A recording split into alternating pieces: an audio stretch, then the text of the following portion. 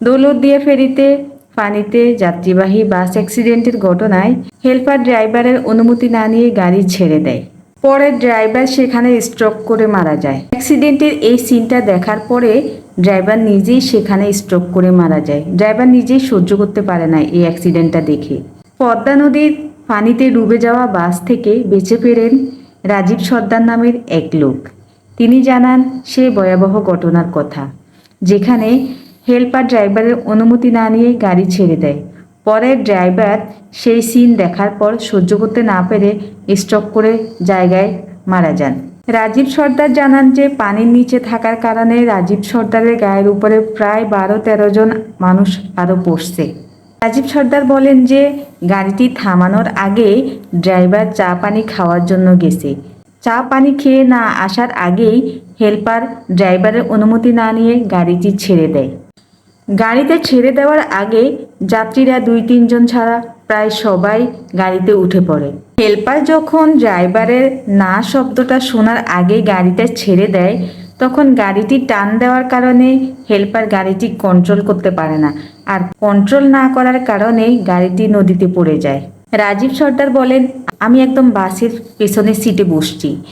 যখন বাসটি পানির নিচের দিকে নেমে যাচ্ছিল, তখন আমি বাসের জানলা থেকে বের হয়ে জানলা ধরে দাঁড়িয়ে আছি। এরপর 2-1 জন আমার পিঠের উপরে ছিল, কেউ আমার ঘাড়ের উপর দাঁড়িয়ে আছে, কেউ আমার পিঠের উপরে আছে। তখন আমি উঠতে পারতেছি না। আমি এক পর্যায়ে নিজেকে বাঁচানোর জন্য অনেক চেষ্টা করতেছি। এরপরে বাসটি যখন নদীতে নিচের দিকে নেমে যাচ্ছে, তখন পানির যে স্রোতটা উপরের দিকে উঠতেছে, পানির ওই গ্রোথের সাথে আমি উপরের দিকে উঠে যাচ্ছি। কিন্তু আমি একটুও বুঝতে পারতেছি না যে আমি বাসের ভিতরে আছি না বাইরে আছি। তবে আমি ওই পানির স্রোতের হেল্পে আমি উপরে উঠে যেতে পারছি। আলহামদুলিল্লাহ, আমি উপরে উঠে গিয়ে বেঁচে ফিরে আসতে পারছি। চিন্তা করেন একটা জিনিস, ড্রাইভারের অনুমতি না নিয়ে হেল্পার যখন গাড়ি ছেড়ে দেয়, তখন হেল্পার আর নিজেকে কন্ট্রোল করে রাখতে পারে না, গাড়িও কন্ট্রোল করতে পারে না। এদিকে ড্রাইভার গাড়ি ছেড়ে দেওয়ার কথা শুনে চা পানির দোকানে বসে চা খাইতে গিয়ে সে নিজে স্ট্রোক করে মারা যায়। ড্রাইভার স্ট্রোক করে ফেলছে কারণ ড্রাইভার বুঝতেছে যে কত ভয়াবহ একটা দুর্ঘটনা ঘটে যাচ্ছে।